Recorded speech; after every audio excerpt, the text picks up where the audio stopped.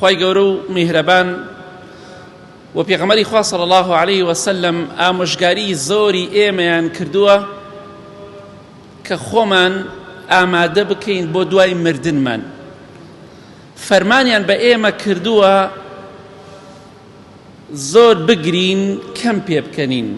بۆچی؟ لەبەر ئەوەی ئێمە کۆمەڵێک ناخۆشی و ناڕەحەتی و کۆمەڵێ مووقیفی قورس لە پێشمانەوەیە و نەبێ ئینسان تەنها ئەوەندە لە پرسیارەکانی ناوگۆڕ نەجاتی بوو ئیتر تەواو. ڕاستەکەی ئەوە مەرحەلەیەکی زۆر مهمە، قورسترین ئیمتیحانە، بەڵام کێشەکانمان زۆرە، بۆیە ناخۆشی و ناڕەحەتی زۆر لە پێشمانەوەیە، دەردەسەری زۆر لە پێشمانەوە. یەکەمیان لە دوای مردنمان دەست پێ ئەکا پرسیارەکانی ناوگۆڕە. خۆشەویستی خوا صلی الله عليه وسلم دەفەرمێ لە حەدیثێکی صحیحی بوخاریدا، دەفەرمێ وەحیم بۆ هاتووە، خوای گەورە پێمی فەرمووە أنكم تفتنون في القبور مثل أو قريبا من فتنة الدجال نعوذ بالله. ئێوە لەناو قەبرەکانتان تووشی تاقیکردنەوە دەبن، تووشی ئیمتیحان دەبن وەکو فیتنەی دەجال. چەنێ قورسە یاخود نزهاوشێوەی فیتنەی دەجال کە گەورەترین فیتنەیە لەسەر زەویە. پێغەمبەری خوا ئەفەرمێ صلی الله عليه وسلم لە نوح پێغەمبەرەوە سەلامی خوای لەسەر بێ هەتا من هەموو پێغەمبەرێک لە پێغەمبەران سەلامی خوایان لەسەر بێ ئینزاری قەومەکەی خۆیان کردووە لە دەجال، گەورەترین فیتنەی سەر زەوی. خوا بمان پارێزێ.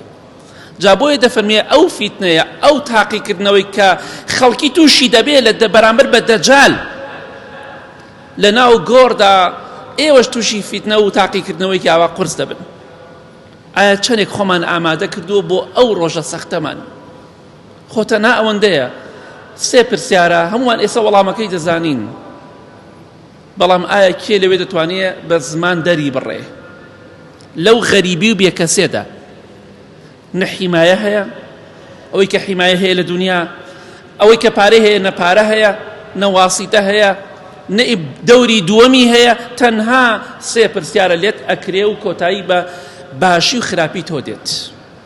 ئایا خۆمان ئامادە کردووە بۆ ئەم پرسیارە قورسە کە تەنها خوای گەورە ئیماندار زمان پارا و فەسیح دەکات؟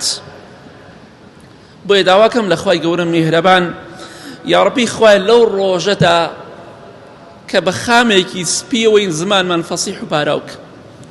یا ڕەبی خوای لەو غەریبێدا دڵخۆشمان کە زمانمان فەسیح و پاراوکە، لاڵمان مەکە خوای بەهۆی تاوانەکانمانەوە. خۆشەویستان، ناخۆشی و ناڕەحەتیەکی زۆر لە پێشمانەوەیە.